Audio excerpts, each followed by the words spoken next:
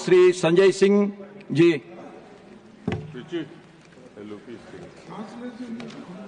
Vande Mataram sir, आपका बहुत बहुत आभार कि आपने वंदे मातरम जैसे महत्वपूर्ण विषय पर मुझे अपनी बात कहने का अवसर दिया। मान्यवर, मैं सोच रहा था कि वंदे मातरम के बारे में उसके 150 वर्ष पूरे होने पर यह चर्चा सरकार के द्वारा क्यों प्रायोजित कराई जा रही है। एक तो यह अच्छी बात है कि देशभक्ति की भावना का विकास सबके अंदर हो।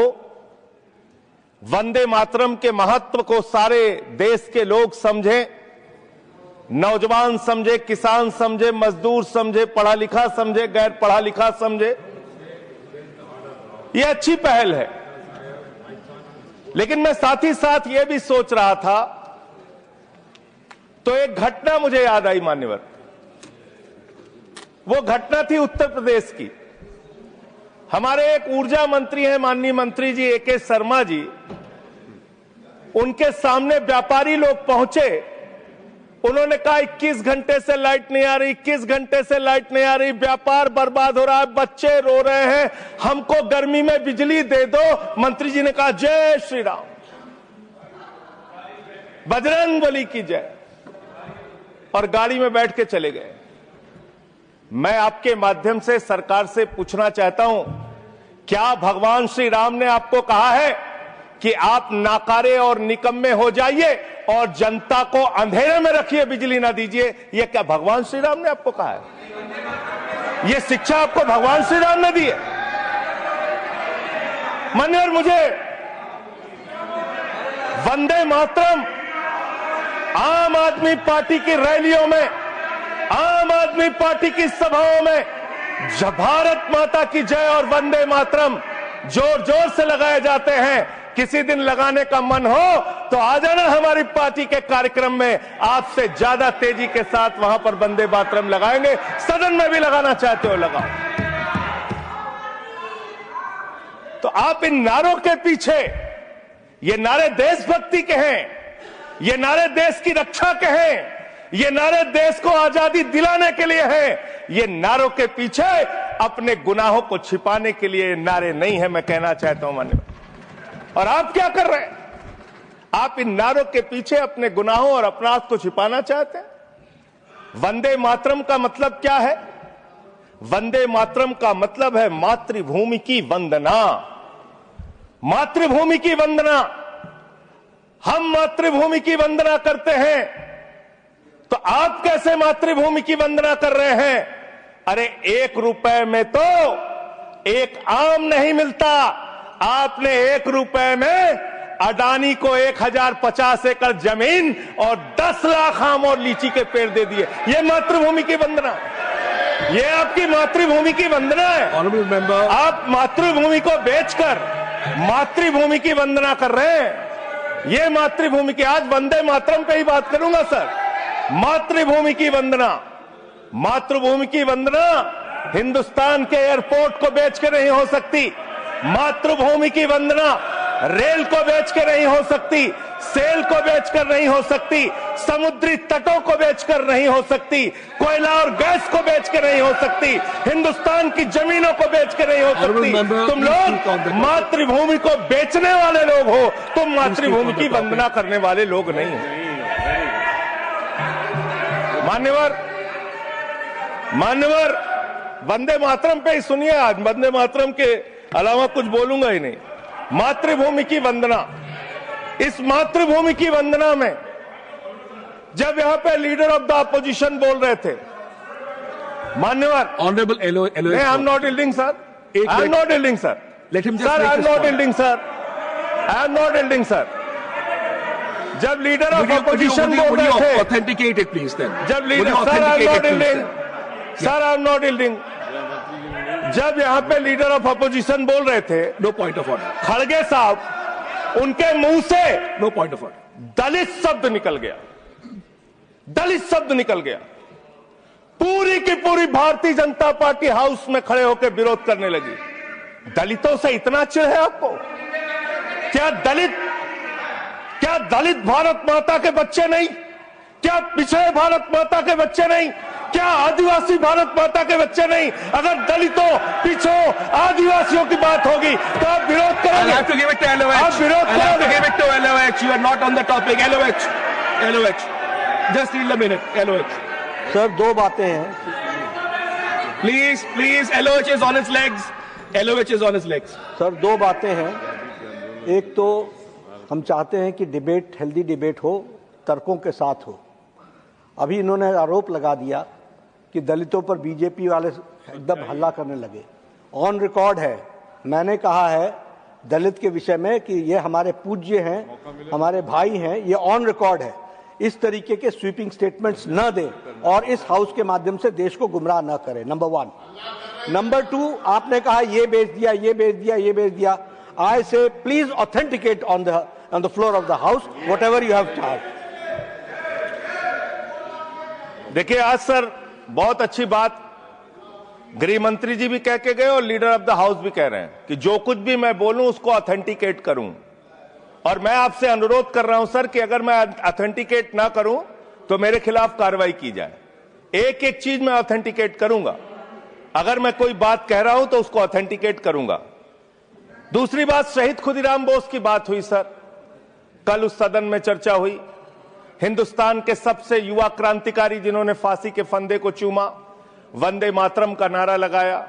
शहीद खुदीराम बोस, शहीद रोशन सिंह, शहीद राजेंद्र लहड़ी, शहीद अशफाक उल्ला, शहीद राम प्रसाद बिस्मिल, शहीद प्रफुल्ल चाकी, हिंदुस्तान के तमाम क्रांतिकारियों ने जब फांसी के फंदे को चूमा, शहीद आजम भगत सिंह, शहीद सुखदेव, शहीद राजगुरु, सबने वंदे मातरम का नारा लगाया। सबने वंदे मातरम का नारा लगाया। और शहीद खुदीराम बोस को अब आप याद कर रहे होंगे, मैं पिछले 31 साल से 3 दिसंबर को शहीद खुदीराम बोस की जयंती का आयोजन करता हूं। मेरी संस्था का नाम शहीद चंद्रशेखर आजाद के नाम पे है। शहीद खुदीराम बोस हिंदुस्तान के वो क्रांतिकारी थे, जब उनको फांसी के फंदे पे चढ़ाया गया और उनका जब अंतिम संस्कार हुआ तो जो राख उनके अंतिम संस्कार से निकली मान्यवर, उसको बंगाल की माए तावीज बना के अपने बच्चों को पहनाती थी कि ऐसे ही बनना हिंदुस्तान के लिए क्रांतिकारी। यह इतिहास, यह हिंदुस्तान का इतिहास। लेकिन मैं आपके माध्यम से इस सरकार से पूछना चाहता हूं, आपके पुरखे इस वक्त क्या कर रहे थे जब शहीद आजम भगत सिंह वंदे मातरम लगा रहे थे, शहीद सुखदेव वंदे मातरम लगा रहे थे, शहीद राजगुरु वंदे मातरम का नारा लगा रहे थे, शहीद खुदीराम बोस वंदे मातरम का नारा लगा रहे थे? उस वक्त आप क्या कर रहे थे? क्या कर रहे थे आप? वंदे मातरम का नारा लगाकर लोग जेल गए, लाठियां पड़ी उनको। मैं आपके माध्यम से इस सरकार से पूछना चाहता हूं, आरएसएस के 4 लोगों का नाम बताओ जो वंदे मातरम नारा लगा के जेल गए, उनका नाम बताओ आप। 4 लोगों का नाम बताओ आप, अपने 4 पुरखों का नाम आप बताओ। आप नहीं बता सकते क्योंकि आजादी के आंदोलन में आपका कोई इतिहास नहीं, आजादी के आंदोलन में आपका कोई इतिहास नहीं, यही आपकी कुंठा है। तो इसलिए कभी आप कहते हो सरदार वल्लभ भाई पटेल आपके हैं। अरे भैया, सरदार वल्लभ भाई पटेल ने आरएसएस के ऊपर बैन लगाया था, यह रिकॉर्डेड हिस्ट्री है। और जब 18 महीने जेल में रखा गया आरएसएस के लोगों को राष्ट्रपिता महात्मा गांधी की हत्या के अपराध में, जब उनको छोड़ा गया, बैन हटाया गया, तो उसमें शर्त लगाई कि आप राष्ट्रीय ध्वज को मानेंगे, यानी कि आप तिरंगे झंडे को भी नहीं मानते थे। आपने 52 साल तक हिंदुस्तान का तिरंगा झंडा आरएसएस के मुख्यालय पे नहीं फहराया सर, नहीं फहराया। और 3 लोगों ने आरएसएस के मुख्यालय पर जब ये झंडा फहराया, उन तीनों के नाम मैं पढ़ रहा हूं, विजय, उन्मत, दिलीप, इन तीनों लोगों के खिलाफ आरएसएस ने एफआईआर दर्ज कराई। किस अपराध में? कि हमारे दफ्तर में तिरंगा क्यों फहरा दिया। और कितने साल तक मुकदमा लड़े? 13 साल तक मुकदमा लड़े। यह है आपकी असलियत। आप तिरंगे का विरोध करते हैं, भारत के राष्ट्रीय ध्वज का विरोध करते हैं। जो लोग तिरंगे और राष्ट्रीय ध्वज का विरोध कर सकते हैं, वो भारत माता के सच्चे सपूत नहीं है, वो नहीं है हमारे निगाह में। और मैं आपको बताता हूं सर, ये है 28 दिसंबर 1949 का ऑर्गेनाइजर पत्र, इसको भी रखूंगा, क्योंकि आज गृह मंत्री जी और लीडर ऑफ द हाउस दोनों कह के गए रिकॉर्ड पे सारी चीजें आनी चाहिए, इसको रिकॉर्ड पे रखना चाहिए। इतिहास देश को पता चलना चाहिए किन लोगों ने देश के साथ गद्दारी की, किन लोगों ने तिरंगे का विरोध किया, किन लोगों ने राष्ट्रगान का विरोध किया। आपको ये पढ़ के सुनाना चाहता हूं, ये ऑर्गेनाइजर है, क्या लिख रहा है। What is the moral sanction behind government's choice of Jan Gana Man, except that it can be made an item of entertainment. आप राष्ट्रगान का विरोध कर रहे हैं, आप भारत के राष्ट्रगान का विरोध कर रहे हैं, आपके मुख्य पत्र में भारत के राष्ट्रगान का विरोध लिखा गया है। इसके लिए भारत के प्रधानमंत्री को और पूरी की पूरी भारतीय जनता पार्टी को, जो अपने आप को आरएसएस को अपना आदर्श मानती है, पूरे देश से माफी मांगनी चाहिए। ये रिकॉर्ड पे लाऊंगा सर, इसको रख लीजिएगा, ये रिकॉर्ड पे रखा जाए।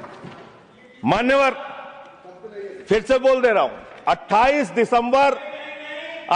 दिसंबर 1949 ऑर्गेनाइजर अखबार जो आरएसएस का मुख्य पत्र है, और इस आरएसएस के मुख्य पत्र में फिर से लिख दे रहा हूं, फिर से पढ़ दे रहा हूं क्या लिखा हुआ है। What is the moral sanction behind government's choice of Jan Gana Man? Unnecessary it will get provoked. It can be made an item of entertainment. Please continue. ये लिखा Sanjay ji, unnecessarily provoke. Continue. अच्छा सर,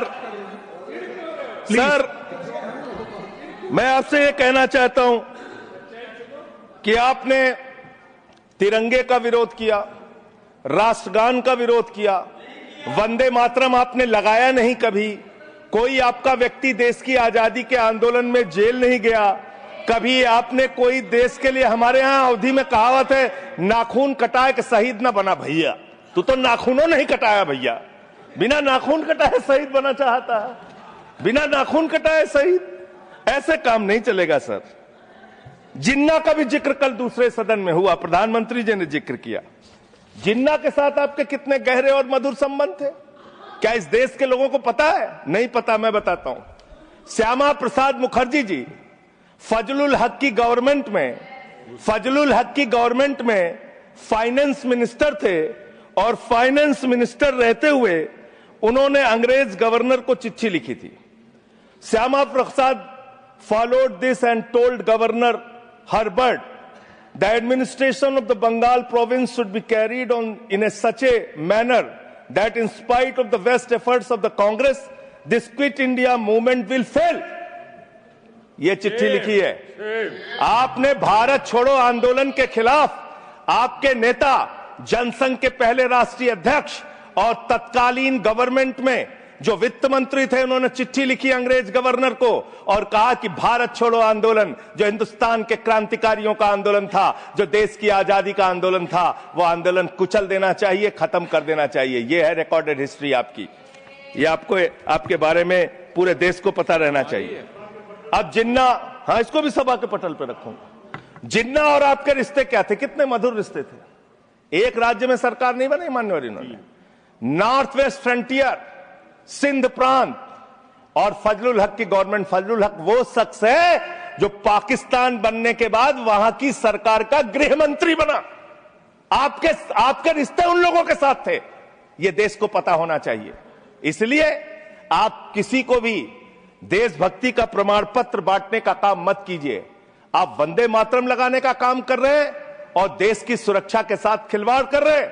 आप भारत की सेना को 4 साल के अग्निवीर पे लेके आ गए, जो हिंदुस्तान की सीमा की सुरक्षा करने वाले हैं, जो वंदे मातरम का नारा लगाते हैं हमारे जवान, हमारे सैनिक, जो -50 डिग्री टेम्परेचर में सियाचिन में और +50 डिग्री टेम्परेचर में जैसलमेर में भारत की सीमाओं की रक्षा करते हैं, इस मातृभूमि की रक्षा करते हैं। उनके पीठ में छुरा मारने का काम आपने किया, उनकी नौकरी 4 साल की कर दी अग्निवीर की।